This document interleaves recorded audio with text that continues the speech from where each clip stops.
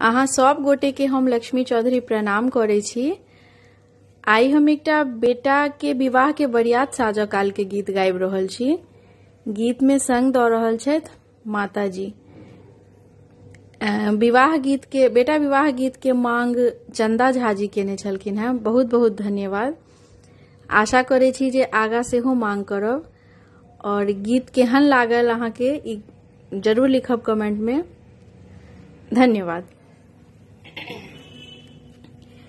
ऊंचे कुल जनमा लेला पोसला दुलड़ुआ के। ऊंचे कुल जनमा लेला पोसला दुलड़ुआ के। पोसिते सियान बउआ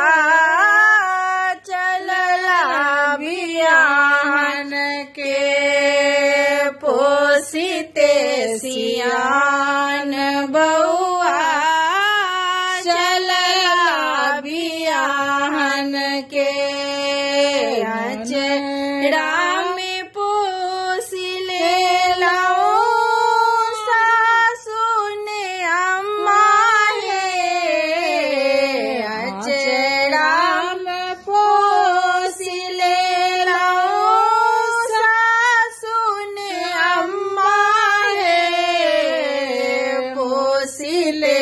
सियान बउआ चलला बियाहन के।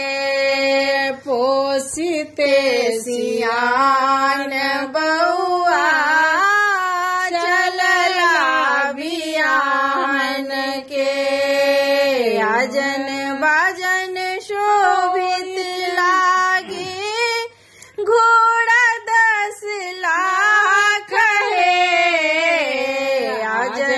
बाजन शोभित लागे घोड़ा 10 लाख है। मुख बीच शोभे बउआ पाकल बीड़ पान है। मुख बीच शोभे बउआ पाकल बीड़ पान है। हाथी सजल घोड़ा सजल सजल बरियात है। हाथी सजल घोड़ा सजल सजल बरियात है। नागर समाज शोभे चलल बरियात है। नागर समाज शोभे चलल बरियात है। ऊंचे कुल जनमा लेला पोसला दुलड़ुआ के। ऊंचे कुल जनमा लेला पोसला दुलड़ुआ के। पोसिते सियान बउआ चलला बियाहन के। पोसिते सियान बउआ चलला बियाहन के। अम्मा के आचर हिल से हृदय विशाल है। अम्मा के आचर हिल से हृदय विशाल है।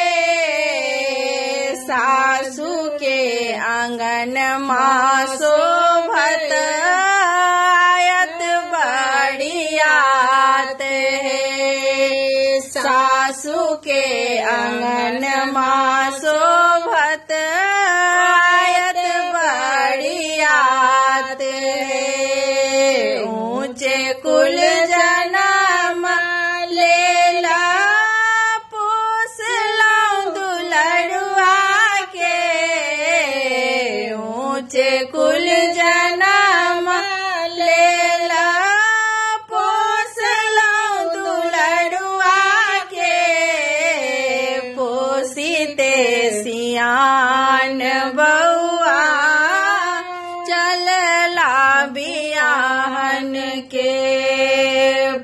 पोसीते सियान बउआ चलला बियाहन के अचड़ा में पोस ले लाओ सासू ने अम्मा है अचड़ा में पोस ले लाओ सासू ने अम्मा है पोसी ले सियान बउआ चलला बियाहन के पोसीते सियान